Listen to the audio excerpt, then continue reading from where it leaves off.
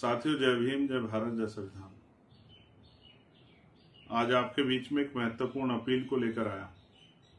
मैं इस अपील को करना अपना कर्तव्य भी मानता हूं और नैतिक जिम्मेदारी भी। साथियों, डॉक्टर बाबा साहब अम्बेडकर ने कहा था कि हम प्रथम और अंतिम भारतीय हैं। एक भारतीय होने के नाते भारत पर जो हमला हुआ है पहलगांव में,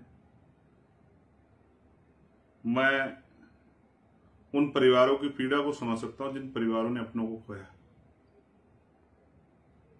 किसी ने अपना पिता खोया, किसी ने अपना बेटा, किसी ने पति, किसी ने अपना भाई। इस आतंकी घटना से पूरे देश के मन में, हर देशवासी के मन में व्यथा। हर कोई चाहता है कि इस आतंकवाद का मुंह तोड़ जवाब दिया जाए। लेकिन साथियों, गांव की एक कहावत है कि जब किसी घर पर, परिवार पर हमला हो तो पूरा परिवार मिलकर उन विरोधियों से लड़ता है।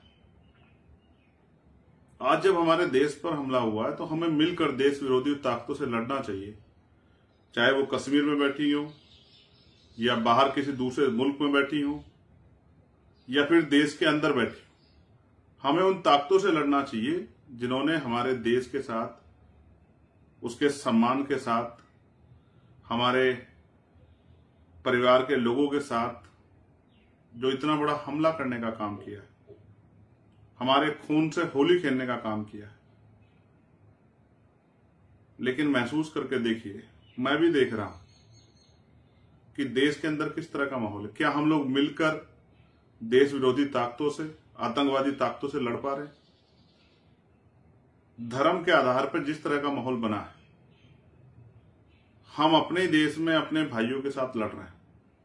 मैं आपको याद दिलाना चाहता हूं, जब ये देश आजाद हुआ तो सभी धर्मों के लोगों ने इसमें बराबर का भागीदारी की। सभी धर्मों के लोगों ने इसमें बढ़ चढ़कर भागीदारी की और सभी ने अपना खून जो है देश को आजाद कराने के लिए दिया। मुस्लिम भाइयों ने भी अपनी जिम्मेदारी को बहुत मजबूती से अदा किया। प्यारे साथियों, जब हम देखते हैं कि एक बहुत बड़ी कुर्बानी देश की आजादी में मुस्लिम समाज के लोगों की है और आज हम अपने देश में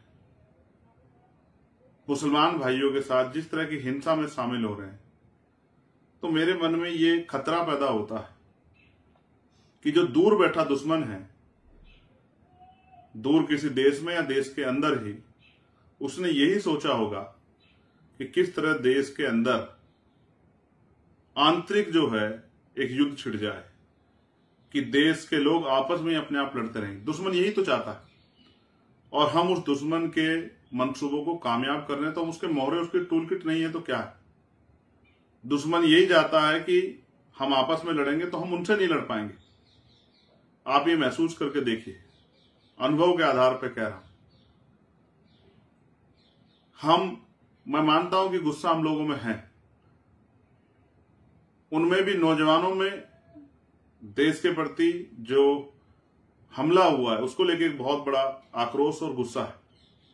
लेकिन आप महसूस कीजिए कि अगर इस गुस्से का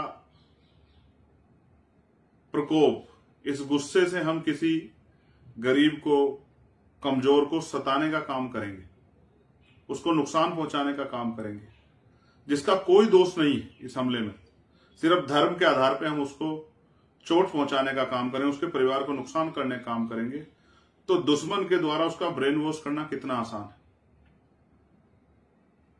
जिन्होंने कल हमें अपनी गोद में खिलाया, जिनके द्वारा हम स्कूलों में पढ़े या जिनके साथ हमने आगे बढ़ने का संकल्प लिया, आज हम उन्हीं के खिलाफ लड़ रहे हैं।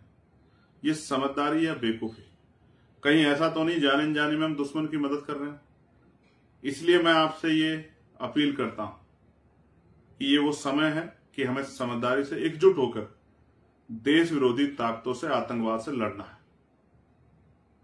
मैं आतंकवादी ताकतों को भी ये कहना चाहता हूं, भले ही देश में हम अपने हक अधिकारों के लिए सरकार से रोज संघर्ष करते हैं, लेकिन जब देश पे हमला होगा तो हम सब लोग एकजुट होकर देश विरोधी और आतंकवादी ताकतों से मिलकर लड़ेंगे। ये बात मैं स्पष्ट रूप से कहना चाहता हूं, क्योंकि देश पहले, देश का सम्मान पहले। लेकिन मैं नौजवान भाइयों से अपील भी करता हूं कि दुश्मन की चाल में आके देश में अपने साथ रहने वाले भाइयों से ना लड़े और ऐसा माहौल ना बनाए कि दुश्मन बिना कुछ करे ही जीत जाए। मैं सरकार से भी अपील करता हूं, बहुत जल्द, इतना बड़ा हमला तो हो गया, बहुत जल्द अमरनाथ यात्रा आ रही, उसकी सुरक्षा के पुख्ता इंतजाम करें जिससे श्रद्धालुओं पे कोई खतरा ना बने। और जो आतंकवादी जिन्होंने ये घटना को अंजाम दिया है, हमारे खून से होली के लिए, उनको बिल से निकालकर ऐसी कठोर से कठोर सजा दें कि दोबारा कोई इस तरह की घटना करने से पहले 1000 बार सोचे। लेकिन साथ साथ मेरी देशवासी से अपील है कि जो दुश्मन चाहता है वो ना करें, अपने भाइयों से ना लड़ें। आप सभी का बहुत बहुत आभार। मेरी ये राय इसलिए है क्योंकि मैं भारत का जागरूक नागरिक हूं और आपसे भी अपील करता हूं कि समझे कि हमारे देश के साथ कोई खेल तो नहीं हो रहा है। अभी तो दुश्मन हमसे दूर है, उसकी पहचान भी हमसे दूर है, लेकिन मुझे उम्मीद है कि अब हम समझदारी से आगे बढ़ेंगे और मिलकर दुश्मन से और देश विरोधी ताकतों से, आतंकवादी ताकतों से लड़ेंगे। हमें यह भी समझना होगा कि दुश्मन भी ये चाहता है कि हम आपस में लड़ें। भाई, भारत के मुसलमान का पाकिस्तान के मुसलमान से क्या मतलब है? हम किसी की कई की सजा दूसरे को नहीं दे सकते हैं, ये न्याय का सिद्धांत भी नहीं है। इसलिए सिर्फ धर्म के आधार पर अपने भाइयों से ना लड़ें और मिलकर आतंकवाद से लड़ें, ऐसी भी मैं आपसे अपील करता हूं। आपका भाई चंद्रशेखर आजाद।